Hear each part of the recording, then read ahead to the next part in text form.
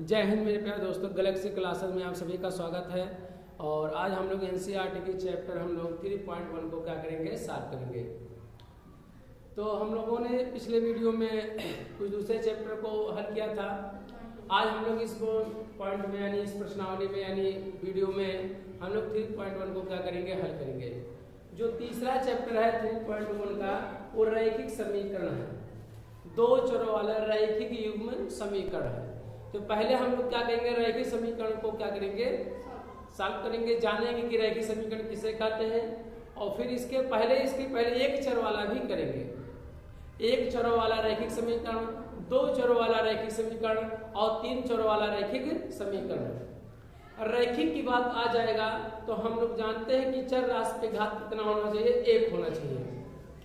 ऐसा समीकरण जिसमें केवल एक चर हो और उस चर राशि की अधिकतम घात कितना हो, एक हो, तो उसे एक चरों वाला रैखिक समीकरण कहते हैं। यानी अगर एक चर वाला रैखिक समीकरण कहा जाए, एक चर वाला रैखिक समीकरण अध्याय 3 है। कौन सा है अध्याय 3 है। दो चरों वाला रैखिक समीकरण कितना है, दो चरों वाला रैखिक समीकरण अध्याय का नाम है। तो हम लोग पहले एक चरों वाला का कुछ रूप फॉर्म पढ़ लिया जाए और इसके बाद दो चरों वाला रैखिक फॉर्म क्या कर लिया जाए, पढ़ लिया जाए। तो एक चर वाला रैखिक समीकरण, एक चर वाला रैखिक समीकरण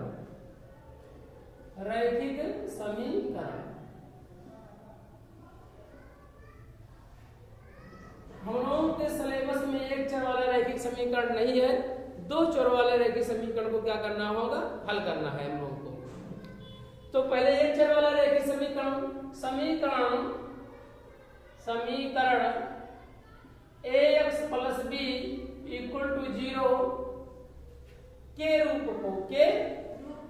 को एक चर वाला रैखिक समीकरण कहते हैं। क्या कहते हैं, समीकरण के रूप को एक चर वाला रैखिक समीकरण कहते हैं, रैखिक समीकरण कहते हैं। जहां ये डज नॉट इक्वल टू 0 तथा a, b वास्तविक संख्याएं कैसी हैं, वास्तविक संख्याएं हैं। इसका मतलब ये हुआ कि कौन सा रूप, समीकरण का कौन सा रूप, ax + by = 0। इस फॉर्म में यदि होगा तो उसे हम लोग क्या कहेंगे, एक चर वाला रैखिक समीकरण। रैखिक समीकरण के लिए रैखिक बहुपद के बारे में बताए थे आपको, रैखिक बहुपद के बारे में बताए थे कि जब बहुपद की अधिकतम घात कितना हो, एक हो, तो उसे रैखिक बहुपद कहते हैं। और उसी बहुपद में अगर इक्वल टू 0 किसी राशि की क्या आ जाए, चर या अचर राशि के बराबर आ जाए कोई बहुपद, तो उसी को हम लोग क्या कहते हैं, समीकरण कहते हैं। इस बात का हमेशा याद रखें कि चर रैखिक समीकरण में एक चर वाले में अगर चर राशि एक है तो एक चर वाला रैखिक समीकरण है। और रैखिक समीकरण के लिए निश्चित है कि चर राशि पे अधिकतम घात कितना होना चाहिए, एक होना चाहिए। जब चर राशि के ऐसा समीकरण जब चर राशि की अधिकतम घात एक होता है तो उसे रैखिक समीकरण कहते हैं। तो यहाँ पर ये does not equal to 0, a का मान कभी भी 0 के बराबर नहीं हो सकता। ऐसा क्यों, अगर a का मान 0 हो जाएगा तो इसमें चर राशि ही नहीं बचेगा। और x पे अगर यह राशि क्या हो जाए, ax = क्या, ax ये 0 हो जाएगा तो यह पद भी क्या हो जाएगा, 0। तो x पे घात मैक्सिमम घात कितना रह जाएगा, यहाँ पर 0 हो जाएगा। तो इसलिए वह क्या होगा, रैखिक समीकरण नहीं होगा। रैखिक समीकरण किसे कहते हैं, एक घातीय बहुपद को चर या अचर राशि के क्या किया जाए, बराबर लिखा जाए, चर या अचर राशि के बराबर लिखा जाए, तो ऐसे बहुपद के रूप को हम लोग क्या कहते हैं, रैखिक समीकरण कहते हैं। क्या कहते हैं, बहुपद और समीकरण में हम लोगों को अच्छे तरह से ज्ञान होना चाहिए कि बहुपद में केवल एक पक्ष होता है और समीकरण में वही बहुपद किसी चर या अचर राशि के क्या हो जाता है, बराबर होता है। अर्थात उसमें दो पक्ष आ जाता है, बायां पक्ष और दायां पक्ष। तो यही रूप हमारा क्या हो जाएगा, रैखिक समीकरण। इसे एक चर वाला क्यों कहा गया, क्योंकि इसमें चर राशि केवल मात्र क्या है, x है, तो इसे क्या कहेंगे, एक चर वाला। और रैखिक x पे अधिकतम घात कितना दिया है, 1 दिया है, तो इसलिए क्या कहेंगे इसे रैखिक एक चर वाला रैखिक समीकरण। हम लोगों के सिलेबस में क्लास 10th में एनसीईआरटी के चैप्टर 3 में हम लोग 2 चरों वाला रैखिक समीकरण को क्या करना होगा, हल करना होगा। इस बात को हमेशा याद रखेंगे कि एक चर वाले समीकरण को हल करने के लिए एक समीकरण की आवश्यकता होती है, और ये 2 समीकरण में अगर 2 चरों वाला रैखिक समीकरण है तो उसे हल करने के लिए 2 समीकरण की आवश्यकता होती है। तो एक समीकरण है तो हल हो जाएगा, एक चर वाला है, लेकिन अगर 2 चर है तो उसे हल करने के लिए 2 समीकरण की आवश्यकता होती है। तो 2 चरों वाला क्या करेंगे हम लोग, 2 चरों वाला रैखिक समीकरण, रैखिक समीकरण, 2 चरों वाला रैखिक समीकरण, 2 चरों वाला रैखिक समीकरण क्या होता है, समीकरण कौन सा रूप बाबू, ax प्लस by और प्लस c इक्वल टू 0 के रूप को क्या कहेंगे, 2 चरों वाला रैखिक समीकरण कहते हैं। 2 चरों वाला रैखिक समीकरण कहते हैं, जहां a, b does not equal to 0 तथा a, b, c वास्तविक संख्याएं, कैसी संख्याएं, वास्तविक संख्याएं हैं। ये 2 चरों वाला रैखिक समीकरण क्या होगा, समीकरण कौन सा रूप, ax plus by plus c equal to 0। इसमें 2 चर राशियां हैं x और y, इसलिए इसे 2 चरों वाला कहा जाएगा। और x और y पे घात कितना दे रखा है, 1 दे रखा है, इसलिए क्या कहेंगे इसे रैखिक समीकरण। ऐसा बहुपद, ऐसा समीकरण जिसमें अधिकतम चर राशि की अधिकतम घात 1 होता है तो उसे रैखिक समीकरण कहते हैं। तो x पे भी घात 1 है, y पे घात क्या है, 1 है, तो इसलिए कौन सा हुआ, रैखिक समीकरण हुआ। लेकिन इसमें 2 चर राशि है x और y, इसलिए हम लोग क्या कहेंगे इसे 2 चरों वाला रैखिक समीकरण। अब इस फॉर्म में, इस रूप में ये भी a, b does not equal to 0, a, form माने क्या होता रूप, इस फॉर्म के रूप को अगर इस फॉर्म में कोई दिखेगा तो क्या होगा, रैखिक समीकरण होगा। कौन सा, 2 चरों वाला रैखिक समीकरण। इसे क्यों कहा गया 2 चर वाला रैखिक, इसमें 2 चर राशियां हैं। कौन सी 2 राशियां हैं, x तथा क्या है, y है। अब इसे अगर हल करना हो तो इसे हल करने के लिए 2 समीकरण की क्या होती है, आवश्यकता होती है। यहाँ a, b यानी a, b does not equal to 0, इसका मतलब है कि a और b का मान कभी भी 0 के बराबर नहीं हो सकता है। ऐसा क्यों कहा गया, क्योंकि अगर a का वैल्यू 0 हो जाएगा तो ये राशि क्या हो जाएगा, 0। तो अगर a की वैल्यू कभी 0 हो जाए तो इसे हम लोग क्या कहेंगे, by प्लस c बचेगा। तो इसमें केवल एक चर राशि रह जाएगा y, इसलिए यह क्या हो जाएगा, एक चर वाला रैखिक समीकरण हो जाएगा। इसीलिए एक का मान कभी भी गुणांक, कभी भी x के गुणांक को ये कहा गया है तो कभी भी 0 के बराबर नहीं हो सकता है। ऐसे y का गुणांक कभी भी 0 के बराबर नहीं हो सकता। गुणांक माने कितने का गुणा, y में कितने का, b का गुणा हुआ है, तो b का मान कभी भी 0 के बराबर नहीं हो सकता। क्यों, अगर हो जाएगा तब एक चरों वाला रैखिक समीकरण हो जाएगा, 2 चरों वाला रैखिक समीकरण नहीं रह जाएगा। और c क्या, c हो भी सकता है और नहीं भी हो सकता, 0 भी हो सकता है, 0 से अधिक हो सकता है या कम हो सकता है, इससे हमसे कोई मतलब नहीं है। क्योंकि ये भी सी कहा गया कैसी संख्या है, वास्तविक संख्या है। और वास्तविक संख्याओं के अंतर्गत हम लोग जानते हैं कि 0, 1, 2, 3, 4, 5, 6, 7, 8, 9, 10, 11, 12 डॉट डॉट, और कितना हो जाए, -1, -2, -3, -4, -5 डॉट डॉट, यानी माइनस से अनंत से लेकर क्या होगा, माइनस इनफाइनाइट से क्या होगा, प्लस इनफाइनाइट तक होगा। तो यानी ये वास्तविक संख्या है। इसी फॉर्म को ही हम क्या कहते हैं, 2 चरों वाला रैखिक समीकरण कहते हैं। अब 2 चरों वाला रैखिक, अध्याय का नाम आया 2 चरों वाला रैखिक युग्म। युग्म माने क्या होता है, जोड़ा होता है। तो क्यों, क्योंकि हल करने के लिए, इसे हल करने के लिए 2 समीकरण की जरूरत होता है, और जब 2 समीकरण का जरूरत होता है तो उसे एक युग्म कहते हैं। युग्म माने क्या होता है, जोड़ा। युग्म में कितने होता है, तो 2 के होता है पदों की संख्या, यानी 2 समीकरण की क्या होती है, आवश्यकता होती है। तो युग्म रैखिक युग्म, 2 चर वाला रैखिक युग्म समीकरण, तो हम लोग जानते हैं कि अगर ये पहला समीकरण इसे मान लिया जाए तो उससे क्या दूसरे को क्या मान लिया, a1 a2 b1 b2। अगर 2 चर रैखिक युग्म समीकरण क्या कहेंगे, रैखिक युग्म समीकरण, युग्म माने क्या, समीकरण,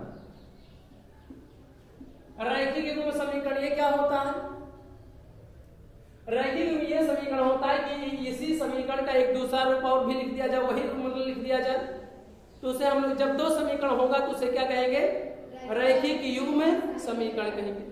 क्योंकि 2 चर वाले रैखिक समीकरण को हल करने के लिए 2 समीकरण की जरूरत पड़ती है, इसीलिए इसे हम लोग क्या पढ़ेंगे, 2 चर वाला रैखिक युग्म समीकरण। अच्छा, अगर इसका ग्राफ खींचा जाए तब क्या प्राप्त होगा, अगर रैखिक युग्म का ग्राफ खींचा जाए तो हमें क्या प्राप्त होगा, अगर इसका ग्राफ खींचा जाए तो एक सरल रेखा क्या होगी, प्राप्त होगा। रैखिक युग्म समीकरण, रैखिक युग्म समीकरण, रैखिक समीकरण ax + by और प्लस c = 0 एक सरल रेखा को क्या करता है, प्रदर्शित करता है, सरल रेखा को प्रदर्शित करता है, क्या करता है, प्रदर्शित करता है, एक सरल रेखा को क्या करता है, प्रदर्शित करता है, सरल रेखा।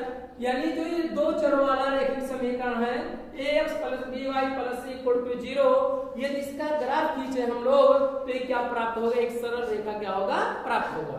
और सरल रेखा का मतलब ये हो कि जो हमें रेखा प्राप्त होगा तो एक सीधी रेखा क्या होगा, प्राप्त होगा।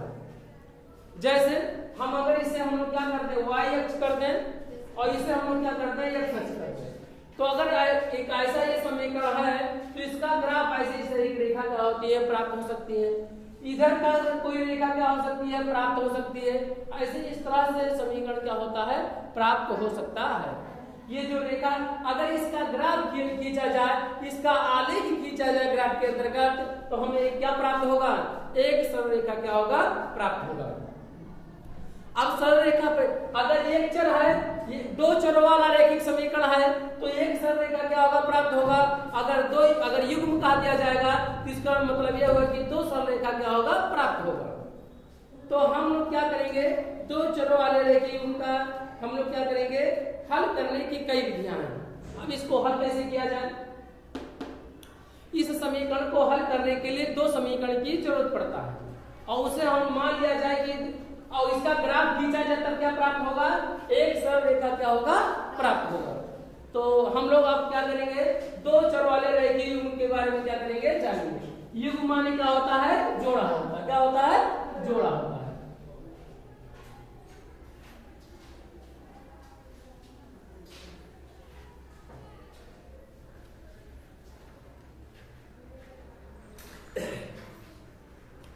अब हम लोग क्या करेंगे, 2 चर वाले रैखिक युग्म के बारे में जानेंगे। क्या है, 2 चरों वाला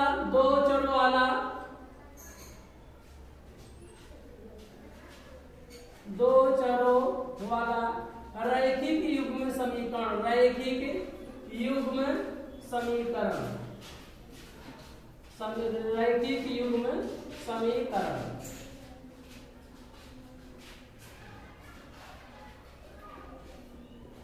इसका मतलब यह है कि 2 चर हैं, यानी 2 चर वाला रैखिक युग्म समीकरण हम लोग जानते हैं। अब हम लोगों को यही पढ़ना है कि युग्म क्या है, जोड़ा, एक नया शब्द जुड़ गया, रैखिक युग्म समीकरण। इसका मतलब है कि अगर माना 2 रैखिक युग्म, माना 2 रैखिक युग्म समीकरण कौन कौन से हो बाबू, हम कह दे बाबू, रैखिक युग्म समीकरण a1x + b1y और प्लस c1 = 0, और दूसरा क्या हो, तथा करके तथा a2x + b2y और प्लस c2 = 0। माना 2 रैखिक युग्म समीकरण कौन कौन से हैं, a1x + b1y प्लस c1 = 0 है, और दूसरा रैखिक समीकरण क्या है, a2x + b2y प्लस c2 = क्या है, 0। ये रैखिक युग्म समीकरण ये भी है, ये रैखिक युग्म समीकरण ये भी है। अगर इसका ग्राफ खींचा जाए तो एक रेखा क्या होगा, प्राप्त होगा, और इसका भी ग्राफ खींचा जाए तो एक रेखा क्या होगा, प्राप्त होगा। वो कैसी रेखा प्राप्त होगा, एक सरल रेखा क्या होगा, प्राप्त होगा। रैखिक युग्म समीकरण को प्राप्त, इसे हल करने के लिए, इसके नेचर के बारे में जानने के लिए हम लोग क्या करेंगे, कुछ सूत्रों को क्या करेंगे, याद रखेंगे। जैसे इसका ग्राफ खींचा जाए, इसका ग्राफ खींचा जाए, तब हमें क्या प्राप्त होगा कि दोनों रेखाएं कब काटेंगी, कब प्रच्छेद करेंगी, कब क्या होंगी, समांतर होंगी। और इसे हल करने के लिए, इसे हल करने के लिए कई विधियां हैं। दो चर रैखिक समीकरण को हल करने के लिए कितनी विधियां हैं?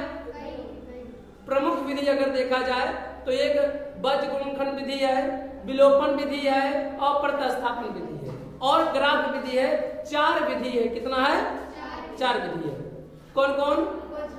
बज गुणन विधि है, और क्या है, दूसरा विलोपन विधि है, और तीसरा क्या है, तो क्या लिखेंगे हम लोग को ग्राफ विधि और हल क्या करेंगे। हल माने क्या होता है, x और y का मान ज्ञात करना है। ऐसा मान रखना x y का मान कि जो दोनों समीकरण को क्या करे, संतुष्ट कर दे।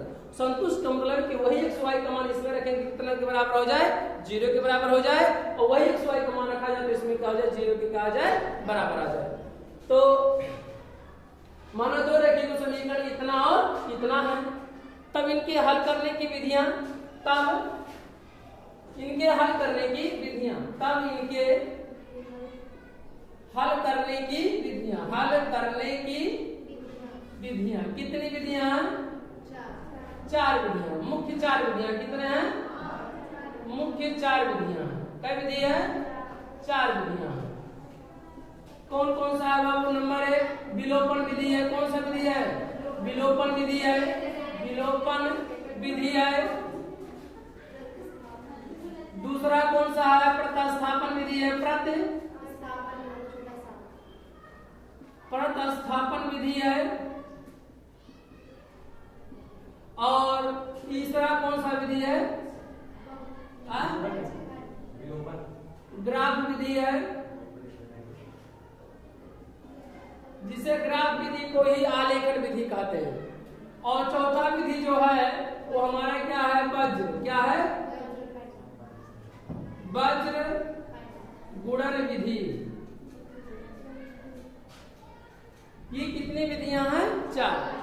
अब हम लोग क्या करेंगे, इन चारों विधियों को हम लोग यूपी बोर्ड 2012 में ना पढ़कर, चारों विधियों को खास तौर से यूपी बोर्ड 2025 के लिए, एनसीईआरटी किताब में तो चारों विधियां हैं फिलहाल, लेकिन जो इस सिलेबस में 2025 की बोर्ड में है, एक हम लोग को विलोपन विधि पढ़ना है, एक क्या करना है, प्रतिस्थापन विधि से क्या करना है, पढ़ना है। और x y के मान को ही हम लोग क्या कहते हैं, समीकरण के हल कहते हैं। x y के मान को समीकरण का हल कहते हैं। वह हल कौन कौन से होंगे? अब इन चारों विधियों से हम लोग क्या करेंगे, हल करेंगे समीकरण को। परंतु हम लोग को सिलेबस में केवल विलोपन विधि और क्या है, प्रतिस्थापन विधि है। इन्हीं 2 विधियों को क्या करेंगे, पढ़ेंगे। और थोड़ा बहुत क्या है, ग्राफ विधि से है, तो उसके हलों की नेचर के बारे में हम लोग क्या करेंगे, जानेंगे। अब हम लोग पढ़ेंगे ग्राफ विधि। अब ग्राफ की विधियां की 4 विधियां हैं, और कितने रैखिक युग्म है? माना 2 रैखिक युग्म समीकरण इतना और इतना है। मान लिया गया कि 2 रैखिक समीकरण, एक समीकरण ये है, एक समीकरण क्या है, ये है। अब दोनों को हल करने के लिए हम लोग क्या करेंगे, इसके समीकरण के हल या जो प्राप्त होगा, इसे एक क्या होगा, ग्राफ क्या होगा, प्राप्त होगा। ग्राफ माने यानी अगर इसका ग्राफ खींचा जाए तो एक सरल रेखा क्या होगा, प्राप्त होगा। इसका भी ग्राफ खींचा जाए तो क्या होगा, सरल रेखा क्या होगा, प्राप्त होगा। अगर इसी बात को दोनों समीकरण के दोनों, अगर 2 सरल रेखाएं क्या होती हैं, प्रदर्शित, ये क्या 2 चरों वाला रैखिक युग्म, 2 चरों वाला क्या लिख लिया जाए, 2 चरों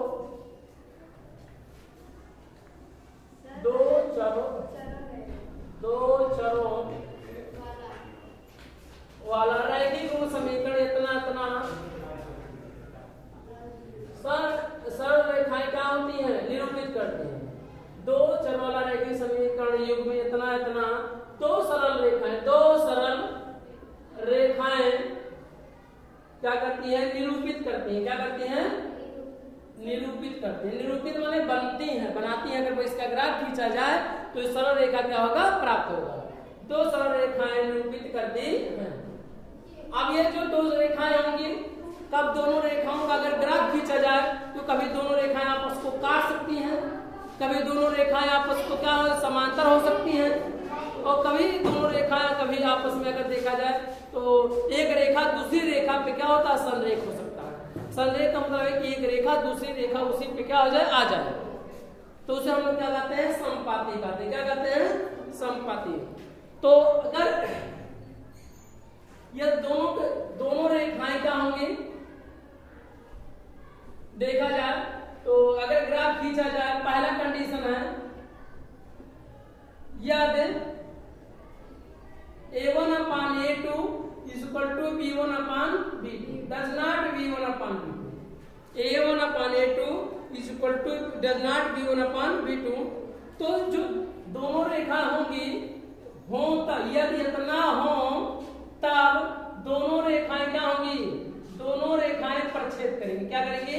प्रतिच्छेद करती हैं। एक कंडीशन है प्रतिच्छेद। क्या करेंगे? प्रतिच्छेद। इनके गुणांकों को यानी x1 के गुणांक को A1 और दूसरे के x के समीकरण के गुणांक को क्या कहा गया? A2 कहा गया। यह तीनों इन्हीं को A1 upon A2 और does not B1 upon B2 यानी दोनों x के गुणांकों को दोनों यानी x और y के गुणांक अगर बराबर ना हो तो जो ऐसा उनका ग्राफ खींचा जाएगा तो हमें क्या प्राप्त होगा? दोनों रेखाएं एक दूसरे को क्या करेंगी? प्रतिच्छेद करेंगी। प्रतिच्छेद का मतलब यह है कि दोनों रेखाएं क्या होंगी? कहीं ना कहीं क्या होंगी? काटेंगे, एक दूसरे को क्या कर देंगे? काट देंगे। ग्राफ खींचा जाएगा तो कब? जब A1 upon A2 और ये A2 क्या does not B1 upon B2 तब क्या होंगे? दोनों रेखाएं क्या करेंगी? प्रतिच्छेद करेंगी। तब दोनों रेखाएं क्या लिखा जाए? तब दोनों रेखाएं क्या करेंगे? आपस में क्या करेंगे? प्रतिच्छेद करेंगे। प्रतिच्छेद का मतलब है कि दोनों रेखाएं क्या होंगी? काटेंगे। दूसरा प्रतिच्छेद करेंगे तथा और इसी में एक जोड़ा जाए तथा जो समीकरण के हल होंगे क्या होंगे? अद्वितीय होंगे। क्या होंगे? अद्वितीय होंगे। केवल एक हल होगा। केवल क्या लिखेंगे? केवल एक हल होगा। केवल एक हल होंगे जिसे हम लोग कहते हैं एक केवल का मतलब है कि एकमात्र होगा और उसी बात को हम लोग कह सकते हैं कि अद्वितीय होगा। अद्वितीय माने और कोई दूसरा नहीं होगा। और ये हल क्या होता है? x y का ऐसा मान जो दोनों समीकरण को क्या करे? संतुष्ट कर दे तो उसे समीकरण के क्या कहते हैं? हल कहते हैं। अर्थात x y के मान को क्या कहा जाता है? समीकरण के हल कहते हैं। अगर इन दोनों समीकरणों से x y का मान ज्ञात किया जाए तो जो हमें प्राप्त होगा x और y का मान केवल एक ऐसा मान प्राप्त होगा x और y का कि जो रखने पर इन दोनों समीकरण में कितना हो जाएगा? 0 के क्या हो जाएगा? बराबर हो जाएगा। ऐसे ही अगर हम लोग A1 upon A2 दूसरा यदि A1 upon A2 is equal to B1 upon B2 is equal to C1 upon क्या आ जाए? C2 तब दोनों रेखाएं क्या होंगी? तब दोनों रेखाएं क्या होंगी? समपाती होंगी। क्या होंगी? समपाती होंगी। समपाती होंगी तथा समीकरण के जो हल होंगे अनेक रूप से क्या होंगे? अनेक होंगे माने परिमित रूप से अनेक हल होंगे। तथा समीकरण के हल कैसे होंगे बाबू? अपरिमित रूप से क्या होंगे? तथा समीकरण के हल अपरिमित रूप से अनेक होंगे। क्या होंगे? अनेक हल होंगे। अनेक होंगे इसका मतलब क्या होगा? अनेक होंगे इसका मतलब है कि अगर इस कंडीशन को संतुष्ट करेगा अगर कोई दो समीकरण है तो उसके द्वारा जब ग्राफ खींचा जाएगा तो दोनों रेखाएं क्या करेंगे? एक दूसरे को क्या करेंगे? ढक लेंगे। अर्थात दोनों ही रेखाएं एक ही रेखा को क्या करेंगे? प्रदर्शित करेंगे। प्रदर्शित का मतलब क्या है, एक रेखा दूसरी रेखा पे क्या करेंगे, अपने आप जब खींचेंगे तो पहली रेखा का समीकरण खींचेंगे और जब दूसरी रेखा का समीकरण करेंगे तभी दूसरी रेखा उसी पे क्या हो जाएगी, आ जाएगी। तो हम लोग क्या कहेंगे, संपत्ति।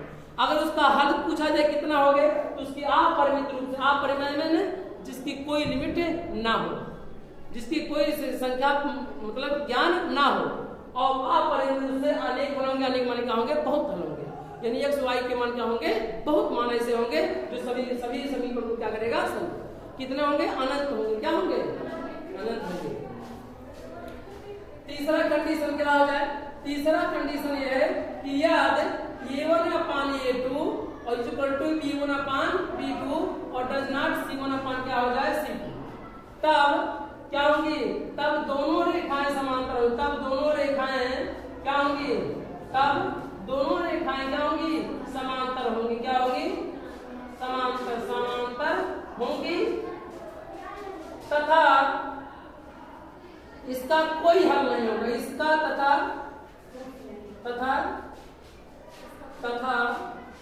समीकरण का कोई हल नहीं होगा, समीकरण का कोई हल नहीं होगा, कोई हल नहीं होगा। इसका मतलब यह है कि x y के मान को हम लोग ज्ञात नहीं कर सकते। तब अगर a1 upon a2 equal to b1 upon b2 और does not c1 upon c2, मतलब x और y के गुणांकों का अनुपात दोनों का क्या हो जाए, बराबर आ जाए, लेकिन अचल पद का गुणांक उसके बराबर, अनुपात का बराबर ना हो, तो ऐसी दशा में दोनों रेखाएं आपस में क्या होंगी, समांतर होंगी। दोनों रेखाएं आपस में समांतर होंगी। तो समांतर होने का मतलब बार बार समझा चुके हैं कि दोनों रेखाओं को अनंत तक बढ़ाया जाए तो एक दूसरे को कभी काटे ना, तो ऐसी रेखाएं क्या होती हैं, समांतर होती। क्या होती हैं, तो जब दोनों का ग्राफ खींचा जाएगा ऐसी दशा में तो दोनों रेखाएं एक दूसरे को कभी काटेंगे नहीं।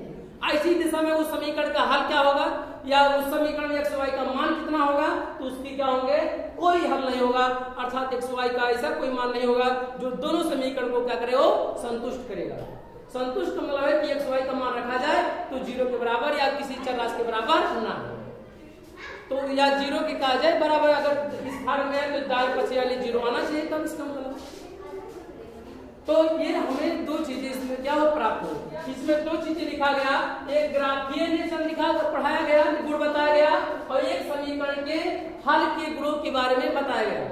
क्या प्राप्त हुआ, अगर a1 upon a2 does not equal to du2 यदि ऐसा प्राप्त हुआ है या इसकी राशि अनुपात के बराबर ना हो, बराबर ना हो, तब हम लोग कहेंगे कि दोनों रेखाएं क्या होंगी, प्रच्छेद करेंगी और उस समीकरण का केवल मात्र क्या होगा, एक हल होगा। और एक हल जो होता है उसे कहते हैं अद्वितीय होता है। अद्वितीय का मतलब कोई और दूसरा कोई हल नहीं हो सकता है। तीसरा हो जाए, तीसरा अगर a1 upon a2 equal to b1 b2 equal to c1 upon c2, तब दोनों रेखाएं क्या होंगी, संपाती होंगी। और संपाती होने का मतलब ये है कि दोनों रेखाएं एक दूसरे को क्या करेंगी, ढक लेंगी। यदि ग्राफ खींचा जाए तो, और अगर उसका समीकरण का हल होगा तो अपरिमित माने क्या होता है, अनंत होता है, और क्या होंगे, अपरिमित रूप से अनेक हल होंगे। माने इसकी कोई संख्या लिमिट नहीं है, चाहे जो x y का मान जो भी रहेगा तो अनंत से मान है x y के मान जो रखा जाए तो दोनों समीकरण को क्या करेगा, वो संतुष्ट करेगा। आगे चलिए, केवल a1 upon a2 does not b1 upon b2 equal to does not c1 upon c2। अगर दोनों बराबर हो जाए x और y के गुणांक और अचर राशि का अनुपात बराबर ना हो तो हम लोग कहेंगे दोनों रेखाएं क्या होंगी, समांतर होंगी। और समांतर का मतलब यही है कि दोनों रेखाएं को अनंत तक बढ़ाया जाए, वह एक दूसरे को कभी न काटे, तो क्या होंगी, समांतर रेखाएं प्राप्त होंगी। और उस समीकरण को हल ज्ञात किया जाए, x y का मान ज्ञात किया जाए, तो ऐसा कोई मान नहीं प्राप्त होगा जो दोनों समीकरण को क्या करेगा, संतुष्ट करेगा। संतुष्ट मतलब x y का ऐसा कोई मान नहीं मिलेगा कि जो दोनों का मान रखने पर दोनों समीकरणों में बाएं पक्ष दाएं पक्ष के क्या हो जाए, बराबर हो जाए। ऐसा कोई मान क्या होगा, प्राप्त नहीं होगा। अब हम लोग क्या करेंगे, इस वीडियो में हम लोगों ने रैखिक युग्म, एक चर वाला रैखिक युग्म के बारे में पढ़ा, दो चर वाला रैखिक युग्म के बारे में पढ़ा और तीन चर वाले रैखिक युग्म के बारे में पढ़ा। तो देखिए, तीन समीकरण को हल करने के लिए तीन चर वाले को तीन समीकरण की आवश्यकता होगा, और दो चर वाले रैखिक समीकरण को हल करने के लिए दो समीकरण की क्या होगी, आवश्यकता होगी। समीकरण के हल का मतलब यही है कि x और y का मान ऐसा कौन सा है जो दोनों समीकरण को क्या करे, संतुष्ट करे। x y का ऐसा मान जो दोनों समीकरणों को संतुष्ट करे तो उसे दोनों समीकरणों को क्या कहते हैं, हल कहते हैं, या एक्स वाई के क्या कहा जाता है, मान कहा जाता है उसी को। और दो चर वाले रैखिक समीकरण को हल करने की कितनी विधियां, 4। कौन कौन, ब्रजगुण विधि, विलोपन विधि है, और क्या प्रतिस्थापन विधि है, और क्या है, ग्राफ विधि है। और ग्राफ विधि को भी क्या कहा जाता है, आलेखन विधि कहा जाता है। तो हमें उम्मीद है कि आप बेहतर से क्या होंगे, सीखेंगे। ये तीनों पॉइंटों से यूपी बोर्ड के लिए बहुत ही इंपॉर्टेंट है। एक ना एक क्वेश्चन आपको तीनों में से कहीं ना कहीं आपको क्या होंगे, देखने को जरूर मिलेंगे। तो हमें उम्मीद है कि आप बेहतर से सीखेंगे। नेक्स्ट डे हम लोग प्रश्नावली को हम 3.1 को क्या करेंगे, दूसरे वीडियो में क्या करेंगे, सीखेंगे, जानेंगे और सॉल्व करेंगे। जय हिंद, जय भारत।